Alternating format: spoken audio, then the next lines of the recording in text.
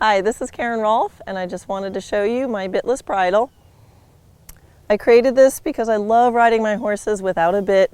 I start them in the rope halter, but when it comes time to start working them in connection with the reins, I wanted something that's a little more comfortable for steady connection instead of that thin rope with the knots. So I made a nice, comfortable, padded noseband that they can feel good keeping a steady connection with. Something I was frustrated with some other bitless bridle designs is that they either had things that tightened or under their chin or across their jaw underneath, or they had cheek pieces that just would sit really close to their eyes, and especially if there was too much pressure on one rein or the other. So I created a design where you can use one rein and twist it a lot, and it's still not going to get near their eyes. Because of that, you're not going to have to tighten the noseband. So you can see how loose that was. So I really designed it much more like a halter, because I found when I rode in my halters, it never swam around or got in their eyes.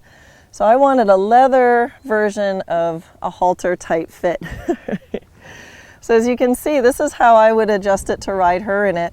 As you can really keep a lot of looseness here. They're free to move their jaw and their tongue, and it's still really functional.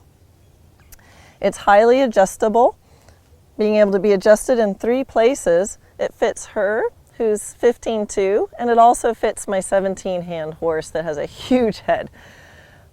So I like to be kind of frugal with my equipment.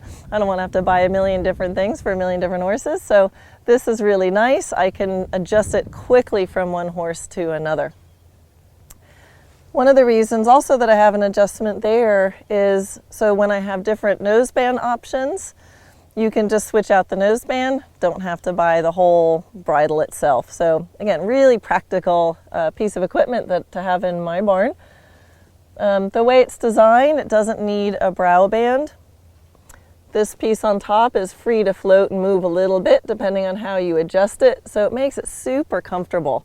It always bothered me when I have to see bridles that are sort of held up against their ears. Most brow bands, I think, are too short.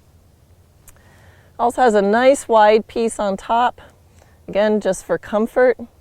And this little loop here is so later if you want to hang a bit when you're introducing the snaffle or bit to the horse for the first time and want to ride them with both the halter reins or the bitless reins and the reins on the bit, you can. Or later, like I ride an advanced horse of mine with a curb, so it's kind of like a bitless double bridle. It's a half bridle, I don't know what you want to call it. Half a double bridle. The bottom piece on the noseband has a nice little pad there. Now it's not because I want you to tighten it. It's just so that the buckle doesn't rub against the jawbones there. So keep in mind, this is not meant to need to be tight.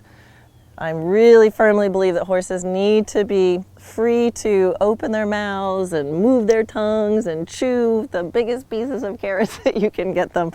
So again, when you see the pad down there, I don't want you to think that means that I'm making it comfortable so you can tighten it. It's meant to just be comfortable so that the edge of that buckle doesn't sit right against that really narrow bone down there. So that's the bridle.